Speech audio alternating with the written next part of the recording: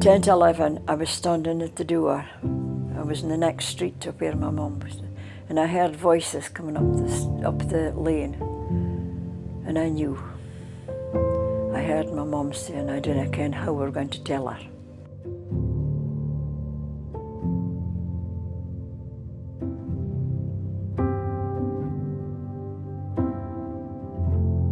You know, Constance, everybody has a story. And, you know, we've filmed some of the stories for Sisterhood. And our series in Sisterhood has been looking at stories of the women of the Bible and the stories that they have. And, you know, I know from speaking to you, you have a really interesting story. And so today we're just going to talk about your story. And I'd love you to share some of the things that you've learned on life's journey, because you've been a Christian for many, many years. And you know, it's wonderful when we have older people in the church and younger people, and when, you know, people can learn from each other. So I want to bring you back to 1943. Tell me about that year, in the middle of the war. 1943, 5th of October 1943, I was born in my parents' house. In that days, they didn't go to hospitals. I was in my house, the house. And I was the last of 8 of a family. When I was 13 years old, there was a faith mission convention came to Pornokie. And they had children's meetings 3 times a week, and they had the adults in the evening. And we went along to the children's meetings, which were very good, learning all the choruses and singing them all. And then in the evening, we went away back to the gospel, it would have been, the gospel meeting. Listening to that convicted me that I needed to be saved, although I was just 13, I know, but... and one day, I lifted, they had a stall with things on for sale, and I lifted a little mirror, and I said, this is nice, and it was John 3:16 it was on, for God so loved the world, and little writing in the bottom, it said, turn round and see who the one God loves. And when, of course, when I turned it round, it was my own face I saw. And I think that was maybe a deciding, that it spoken wonders to me. I didn't get saved at the faith mission. I got saved in the Brethren meeting, the following Sunday or so.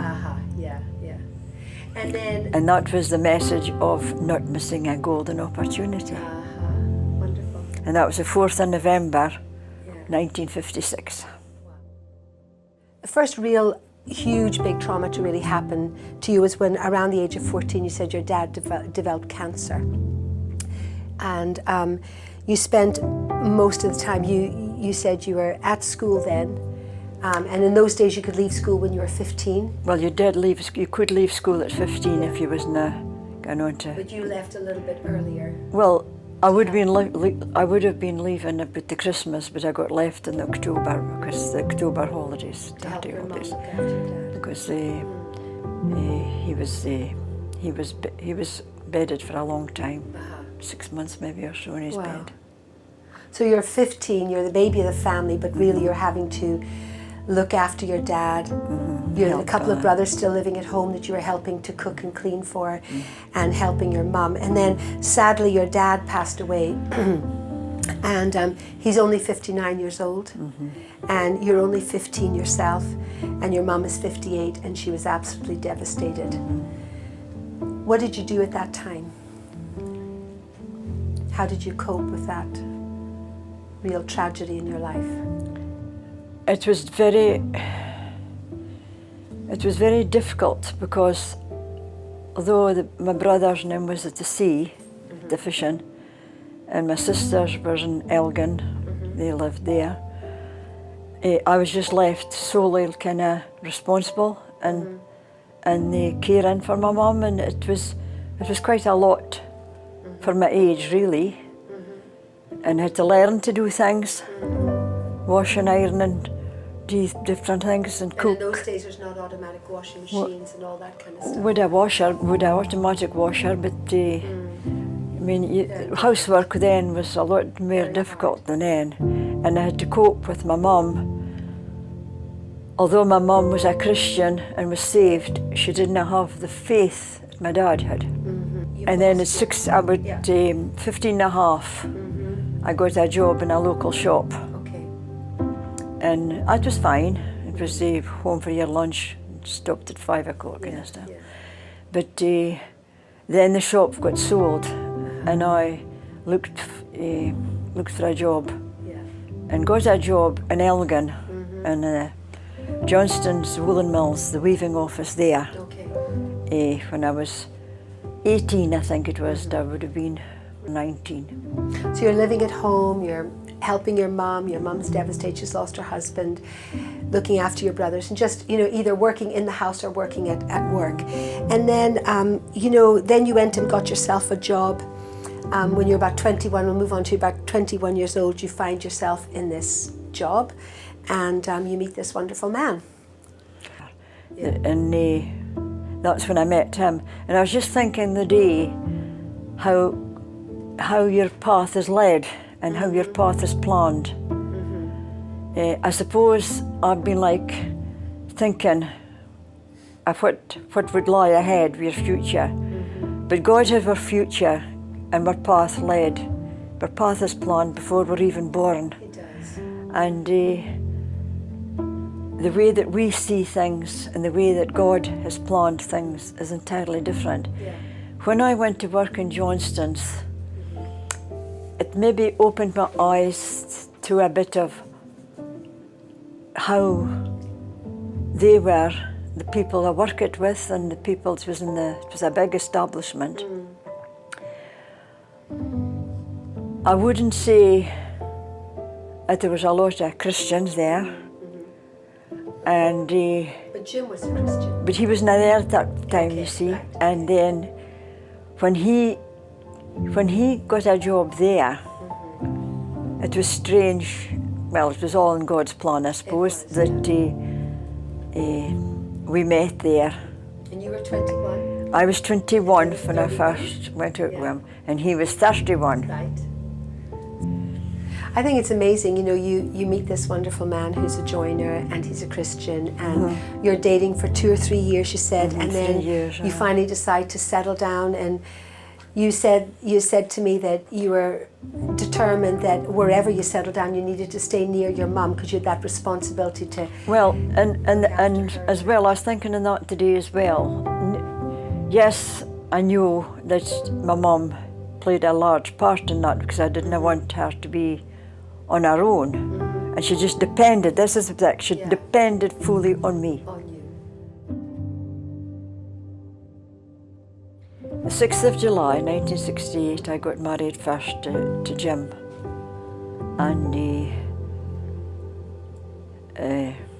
it was two families, 1 or 2 friends who we worked with, and we had a lovely time. Mr. Barr, the Baptist minister in Buckie, married us, and it was in the Stortfield Hotel in Lossiemouth.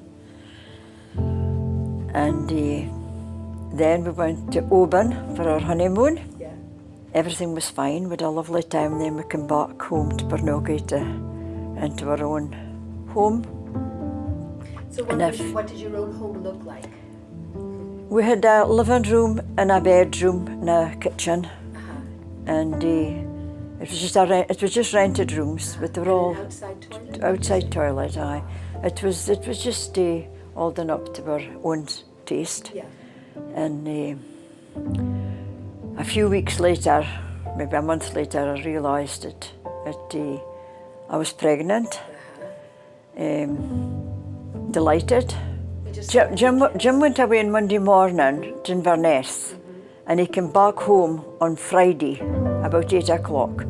He travelled from Inverness and he got via Hopeman to see his parents. And he had a cup of tea, and he usually had a bath there before he came home. And he came home, and then we had a meal when he came home. The meal was always ready. And this particular Friday, the 29th of November, This is 5 months after. 5 months after we was married, he wasn't coming home. He was never arriving, and I thought, oh, an older car is maybe broken down. And I mean, them days you'd no mobile phones. No. I didn't even have a phone in the house. And waited and waited and never came, never came. I knew when the buses would come, and I went to the door thinking, oh, I'll come over this bus 10 to the hour, but nah, never appeared. And I knew I was getting anxious. I tried to get over anxious because I knew I was getting a baby as well. 5 months pregnant. And then at 10 to 11, I went out the door again, thinking that's the last bus. I was in the next street to where my mum was, and I heard voices coming up the lane, and I knew. I heard my mum saying, I didn't ken how we were going to tell her.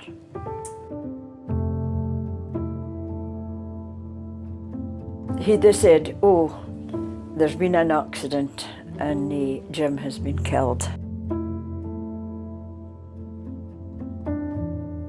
You know, Constance, your name is I didn't mention this at the beginning, but your name is such a powerful word.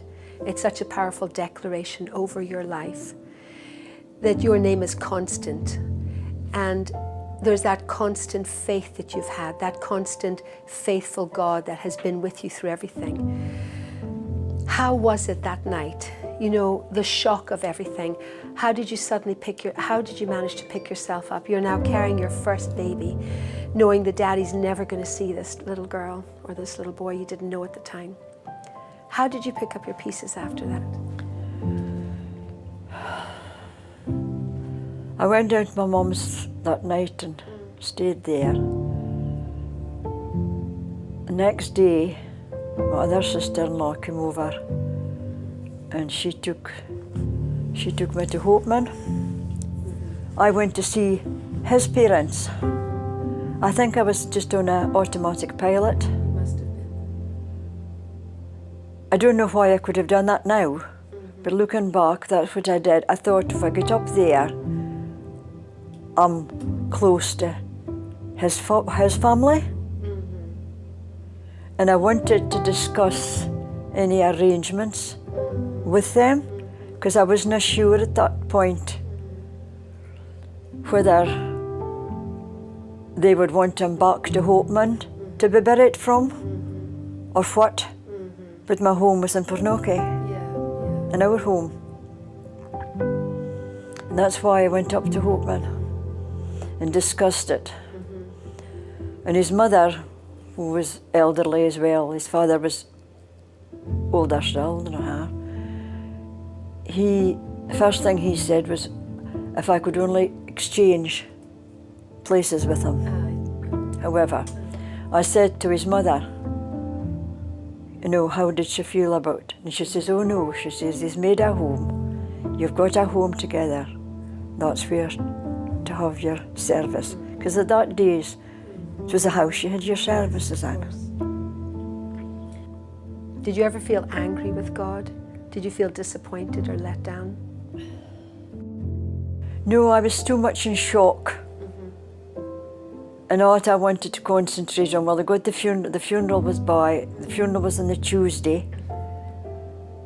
And it was just, as long as remains, your body's there. It doesn't hit you until the body is taken away. And then it hits your heart. When the baby came, she came on the Saturday, the 12th of April. Now this is your daughter? Yes, this is Verena. She came And her dad had named her, her dad had chosen the names. well, before that, when we knew we was getting a baby, he said if it was a girl, we'd call it Verena. And if it was a boy, it was Daniel. I didn't think I had any say in it, actually. Now, when she was born on the Saturday night, baby, she just whipped away. I never saw her till about 10 o'clock that night. And immediately I thought it should look really like her dad. Of course, I wanted that. But it was a Tuesday, 2 days later, that Yeah. it struck me hard in the hospital. I'm sure it must have. I was really, really broken that day. You have to go through storms in life to really understand what storms are. Yes, you can have people saying how sorry they are and all the rest of it, but you have really to experience life going through storms. And for me, my faith has grown stronger and stronger. In 1975, you have now got yourself a job in an office, another job in an office. V is going to school. And that's when I met Jake. You met someone. He was a else. You met builder. someone, Jake. So you've gone from a joiner to To builder. Wonderful. They both start with Jake. It was in 1974. Yeah. And we got married in 1975. Okay, you didn't hang around much. Good. Well, I had my house, and he lived with his father and his 3 children Yeah. there. Okay. They were 16, 12 and 11. So again, you're kind of have this blended So family. to go from one, Brennell was 6 Yeah. by now, it was a big step, Uh-huh. but I felt confident managing. Yeah. But then in 1982, my brother for Peterhead was lost Wow. at sea, and his body was never Never. recovered. If you know as well as. There's been a lot of sorrow. There was a lot of sorrow and funerals. You name it, we've been through it. Between losing brothers and sisters, a sister to cancer, and then one to dementia. And now, after all these years, there's just there was just the 2 of us, 2 of my brother and me left. So now you've been married for many years, many happy years with Jake. And V gets married very young, and it's a really happy day. She gets married, and 2 years later you become a granny. I became a granny. And then she gets delighted. pregnant again, and this pregnancy isn't so easy. It's not so The straightforward. second pregnancy wasn't easy at all. She was 3 months in the hospital, lying with placenta previa with William. And so you then, with your cars, going back and forth to Aberdeen. Yes, taking yes, to see, because her husband it was to sea as well at that time, you see. So but then 2 years after, then 92 came out. William was born in 1990, and then in 92 we moved to Buckie.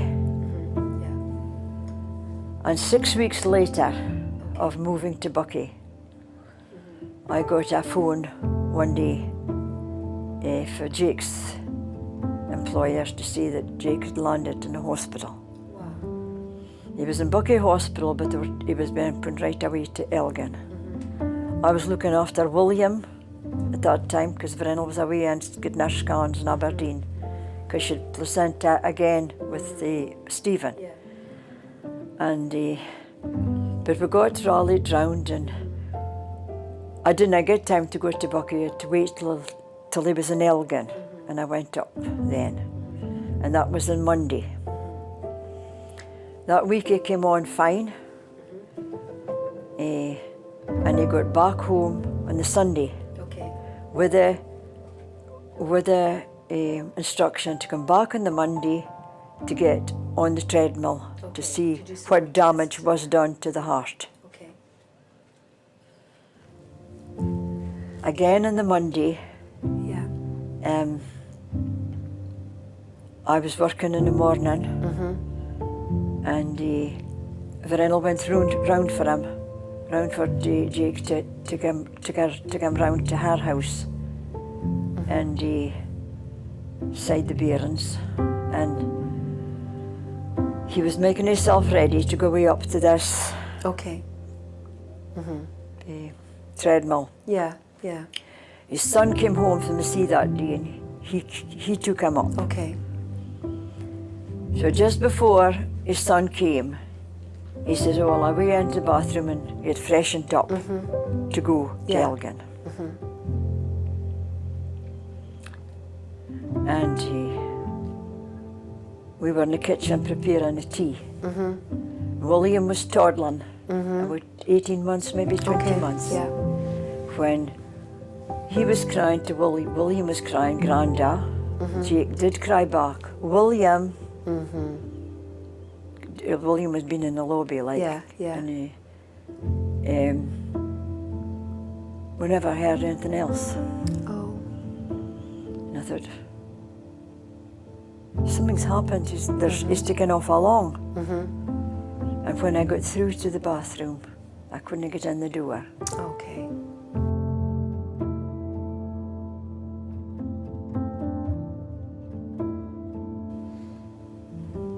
So he just had a massive heart attack? He'd taken another either drug Wow. or something. And just in an instant, Instant. was with Jesus. So this is now the second time. That was the second time, That you and have 17 just- years later. 17. So I was 25 the first time, and 48 the second time. How'd you go on from there? Because I know 6 weeks later, 6 weeks later, well, we had his funeral to cope with. He was buried from the Baptist church, and again, I was still staying in Vrenel's house. I wasn't in a good way, but I was doing my best to keep up for her, to keep up for the family bearings. And then it was time for Stephen coming, and she'd to be rushed into the hospital that night, on a Sunday night, late on. It was been early hours on Monday. Was it Sunday? Yeah, Sunday night. And we had to make arrangements for somebody to come and take Vanessa, and well, William was sleeping as well. However, so the next day I went in with an ambulance to Aberdeen because her husband was not home, and but he got home that day.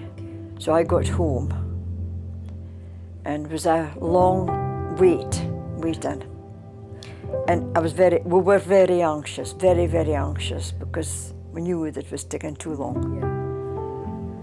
So you had said to me that, here's you've been newly widowed for the second time, and this is now 6 weeks later, and your only daughter is in hospital, and she's in this very traumatic labour. Traumatic labour, and eventually they had to give. She demanded a section, and she got an emergency section the second time. So then Stephen was born early hours of morning on the 13th of July. So the next day we went in. Jake's son Ian took us into Aberdeen to see mom and baby. And that was when Sister Mowat spoke to me. And I said, it was a worrying time yesterday, I says, with the baby. And she said, you're very lucky, that was our word, you're very lucky to have both mum and baby. I can't imagine. Can you imagine how I felt? My only daughter, my husband had died 6 weeks earlier, but I never knew this until last week when Vrenel was discussing how my story was going. And she says, yes, she says, and I've never told you that when you went out, Sister Mowat came into the ward and drew the curtains, and she was actually crying, and she says, I never realised what your mum had been through. She says she was actually crying at my bedside.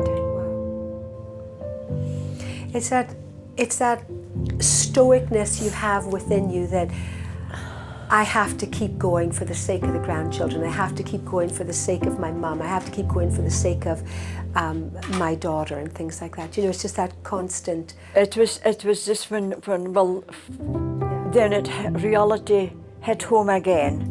You was in an automatic pilot until the funeral was passed with Jake, and then this happened, and 6 weeks later, well, it was just looking after and helping them, because she did another section and they needed help as well. And It was not easy at all. It was not easy. But that little baby Stephen, ended up becoming, you see, your whole face lights up when I say his name. You know, that little baby ended up becoming, you know, your distraction that took you for long walks. I just went way up into country roads where I'm walking and watched the lammies playing in the fields and things like that. And it was a healing power then. I remember when I went back to church for the first time, I cried through it all. You're serving your daughter by being a grandmother. You're looking after your grandchildren. You're throw yourself into getting involved in the church, because you know it says in the Bible it's more blessed to give than to receive, and you have given and given, and yet God has been faithful to you. You know, you start serving. I wrote a list of all the different things you started getting involved with in church life in Bucky there. You know, you found comfort in helping people, in cleaning, in the communion rota, in pastoral duties. You were on the fabric committee, you were doing baking, you were fundraising for renovations, as well as keeping a part-time job, as well as looking after your grandchildren. I loved it. And it's these things that keep you busy, and these things that keep you occupied. But there must have been those moments where you just sat down and thought, wow, Lord, I've been through so much. But he was so faithful to you, wasn't he? The storms in life that I've been through, I know that God has been with me each step of my way. Yeah. You know, so you're doing this, and now you find yourself that Vie has moved on. She's now moved herself into Aberdeen. She's with her children. It was a traumatic time when her marriage failed for us all, really. And we knew that there would be changes would come. And then when she moved to Aberdeen to work, from Elgin to Aberdeen, it was a big change. So now there's this new season. When, you know, your only daughter's now living in Aberdeen. She has now met George, and you're delighted, and she has found love, and they have they're happily married, living in Aberdeen. You're now back in Bucky, and your whole natural family are here, even though your spiritual family is in Bucky. And 5 years ago, at the age of 73, you make this brave move that you decide you're going to move into Aberdeen. And I love the fact I don't think I decided, Elizabeth. I think it was decided for me. The thing is, you were coming in 2 or 3 times a week to help all the time. But, you know, not many people are willing to venture into new seasons. Because I was closer to my family. Yes. Because that's the only close family I've got. But it was the fact that I was leaving my church. Yeah. How much I cried. I know. I mind doing something in the church when the pastor came in. Gavin came in one day and he says, "What's wrong, Constance?" And I told him, and I was just broken. Breaking your heart. Bubble greeting. Bubble greeting. Yeah. And he prayed with me. And he says, "But you know, you're doing the right thing. That's so good. And it'll take a while for you to settle in a new church." However, here I am, I came. So they got a house for me. You got a house, and you settled in the Bridge of Dawn, and you started attending a local church, and you would go back and forth. And then lockdown happens, and you find yourself in lockdown, and you're hurt, you're... In lockdown, I like everybody else, when churches was now allowed to open, I found myself watching an awful lot of services on YouTube and everything. But in lockdown as well,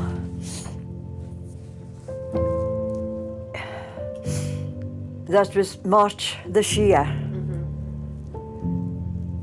I experienced, whether it was my age, by then I was 77, and I went through a very, very deep hurt of betrayal in March.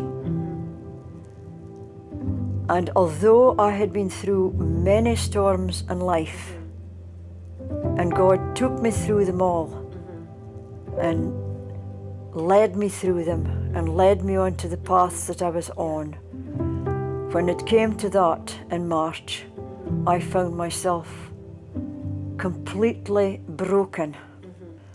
And one day, when I was throwing myself into prayer, crying through prayer, as I do pray a lot normally.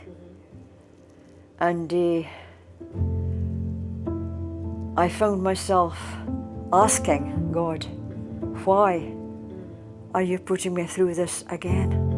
Until one day I thought, where is my life going? Where is my life going now? It's 77, 25, 48. You're expected to move on, but it's 77. Where can I move on to? At 77. And then one day I was looking at my phone when Elizabeth came on, when you came on, and Ian, and you told us about Sisterhood restarting.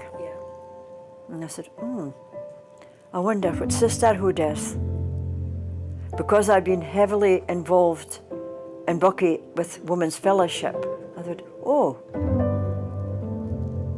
a light came a wee bit on and said, I wonder what that is.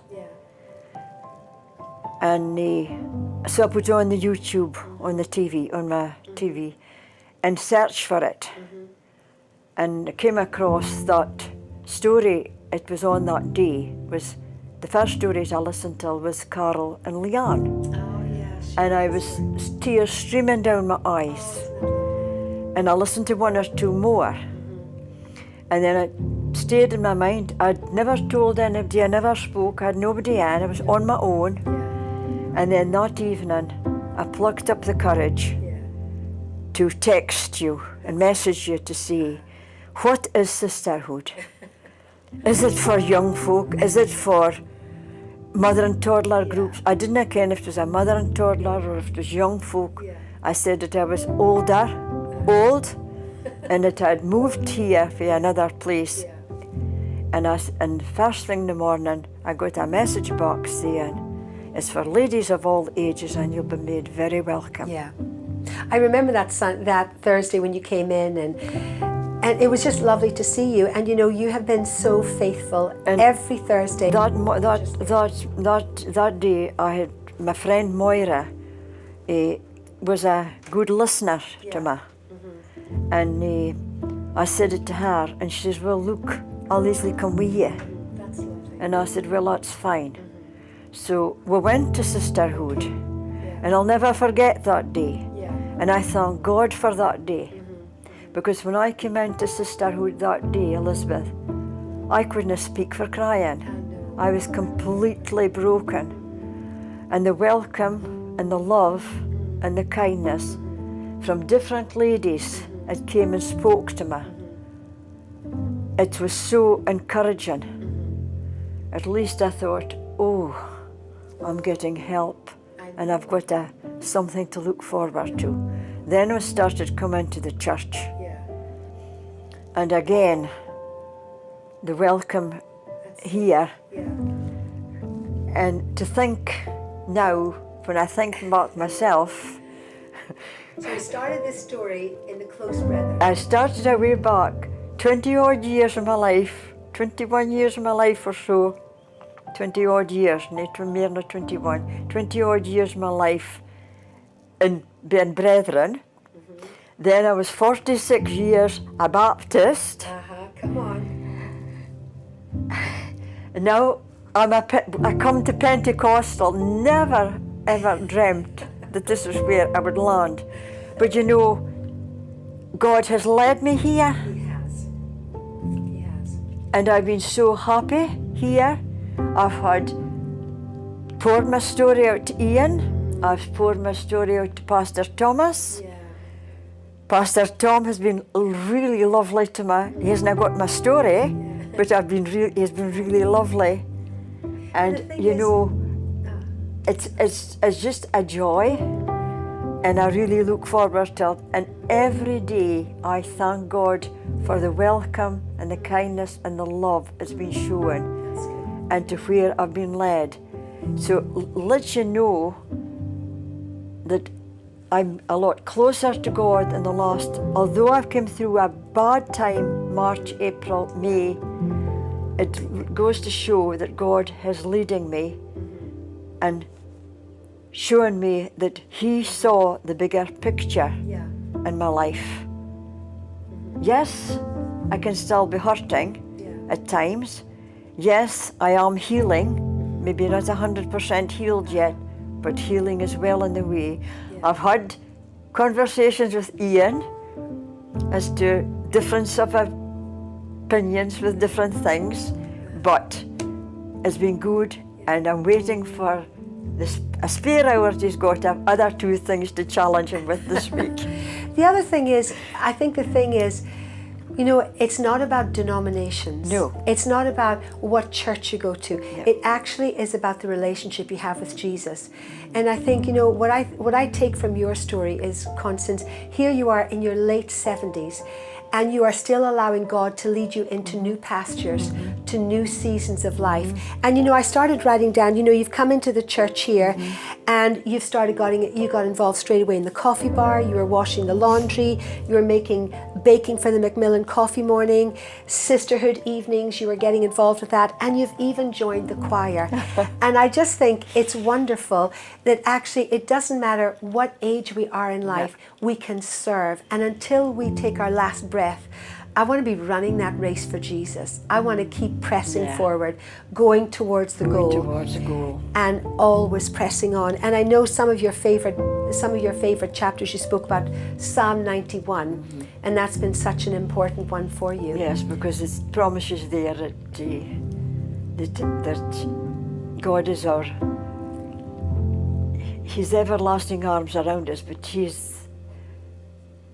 we're under His arms and we're sheltered under the shadow of under his the wings. shadow of His wing. That's right. And His feathers are covering us. And every day, that's my prayer, especially for my family. Oh yeah. Every day I pray that they're kept under the shadow of His wing. And to see your family for Him here. to keep them in the palm of His hand. And to see your family in church as well with you. To see your granddaughter, your great-grandchildren, you know. I know. God has led you into new pasture for a new season. For a new season. I think it's I amazing never dreamt of. No. And I know. And here you are at 78, swinging from the chandeliers in a Pentecostal church. We'll have to get you into the dance group, Constance. In the choir yesterday. It was just wonderful. And I would like to say at this point, if anyone is listening to this message or program or story and they feel even a bit broken or they're feeling low, go and speak with someone, because the help that I have got and the encouragement that I have got just taking that step as speaking to Elizabeth and the ladies and Ian has been tremendous. Yes, when I was going through my bad time in March, April, May, my pastor in Bucky was very supportive, praying with me on the phone and everything, and him always pointing out, God sees the bigger picture.